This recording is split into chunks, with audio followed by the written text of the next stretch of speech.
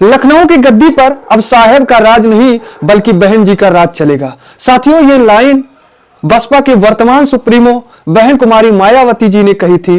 वो समय था 3 जून 1995, जगह थी लखनऊ।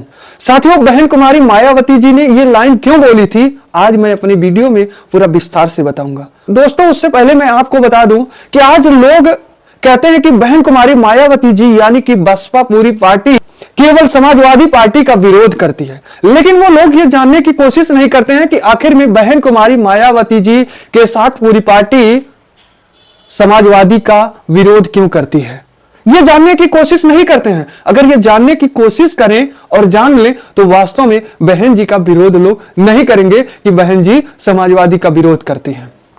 मैं साथियों आज बताऊंगा कि बहन कुमारी मायावती जी समाजवादी पार्टी का ही क्यों विरोध करती हैं। वर्तमान में भारतीय जनता पार्टी है, लेकिन भारतीय जनता पार्टी से एक भी सवाल बहन कुमारी मायावती जी नहीं करती हैं, केवल समाजवादी पार्टी से सवाल करती हैं। इसके पीछे बहुत बड़ा वजह है। आज क्या है मैं आपको पॉइंट टू पॉइंट बताऊंगा। साथियों, सबसे पहला पॉइंट मैं बात करता हूं साथियों, वो है लखनऊ का गेस्ट हाउस कांड, बसपा गेस्ट हाउस कांड। दिन था 2 जून 1995। उस समय समाजवादी पार्टी के नेताओं के द्वारा, समाजवादी पार्टी के कार्यकर्ताओं के द्वारा लखनऊ में बहन कुमारी मायावती जी के साथ साथ बसपा के विधायकों के ऊपर जानलेवा हमला किया गया था। क्यों किया गया था मैं आपको बताऊं। साथियों, बसपा और समाजवादी पार्टी का गठबंधन था, यानी कि समाजवादी पार्टी में जो बसपा का जो है समर्थन मिला था, जिसके बाद समाजवादी की उत्तर प्रदेश में सरकार बनी थी और मुलायम सिंह मुख्यमंत्री बने थे।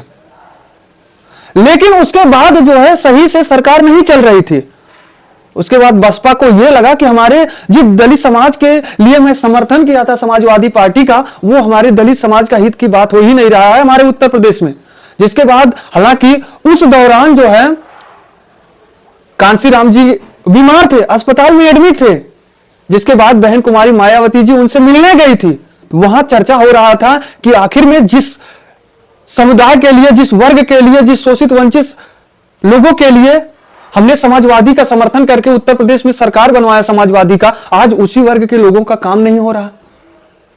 जिसके बाद समाजवादी पार्टी से समर्थन ठुकरा करके जो है बसपा ने भारतीय जनता पार्टी से समर्थन करने का जो है ऐलान कर दिया समाजवादी पार्टी में। जिसके बाद जो है हलचल मच गई कि अब तो समाजवादी पार्टी की सरकार गिर जाएगी, अब भारतीय जनता पार्टी की सरकार बन जाएगी। हुआ क्या कि समाजवादी पार्टी के नेताओं ने मुलायम सिंह से कहा कि नहीं, भारतीय जनता पार्टी की सरकार नहीं बन पाएगी, बसपा के विधायकों में फूट डाला जाएगा और विधायकों को अपने तरफ लाने का काम किया जाएगा। लोगों में जो है राजनीतिक हलचल हुई, बसपा को तोड़ने का काम करने लगे, लेकिन बसपा के विधायक टस से मस नहीं हुए। जिसके बाद लास्ट ऑप्शन समाजवादी ने क्या निकाला कि बहन कुमारी मायावती जी जिस समय राजकीय हाउस में थी लखनऊ हजरतगंज में, उसी समय जो है समाजवादी पार्टी के कई विधायकों, कई नेताओं ने उनके आवास पर जाकर हमला कर दिया। दोनों पक्ष के लोग उस समय घायल हुए। बहन कुमारी मायावती जी के साथ अन्य कुछ महिलाएं मायावती जी को लेकर एक रूम में दरवाजा अंदर से लॉक करके छिप गई।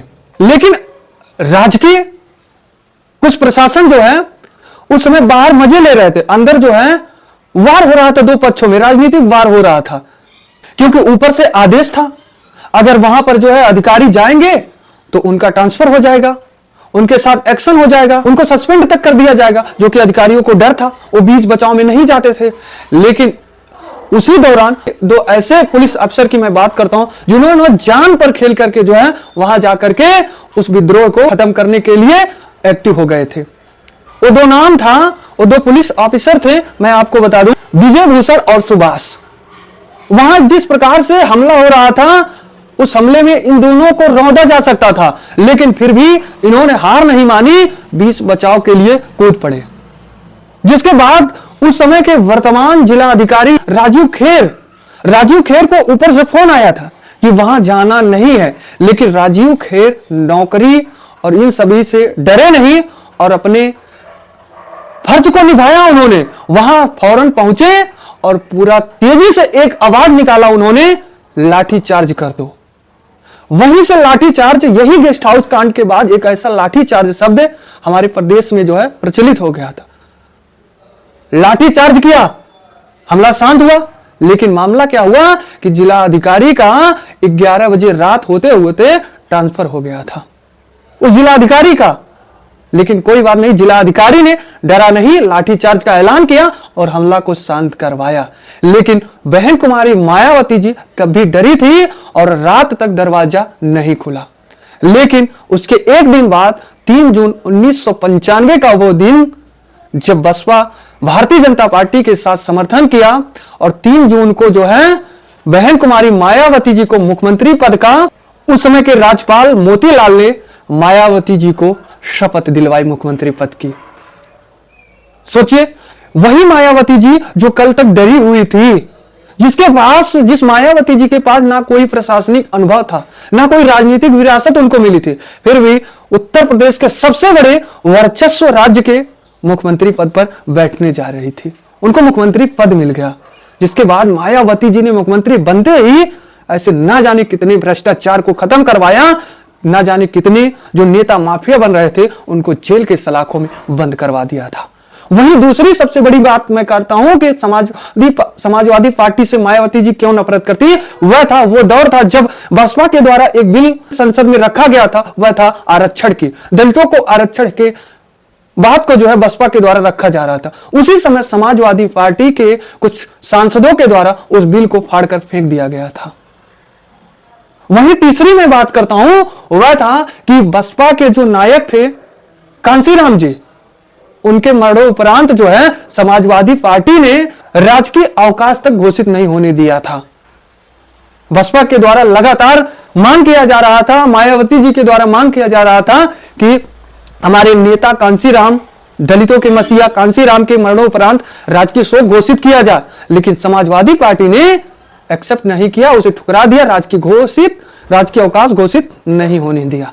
तो साथियों, यह थी कुछ पॉइंट, जो सबसे बड़ी पॉइंट है कि आज बसपा समाजवादी से क्यों नफरत करती है।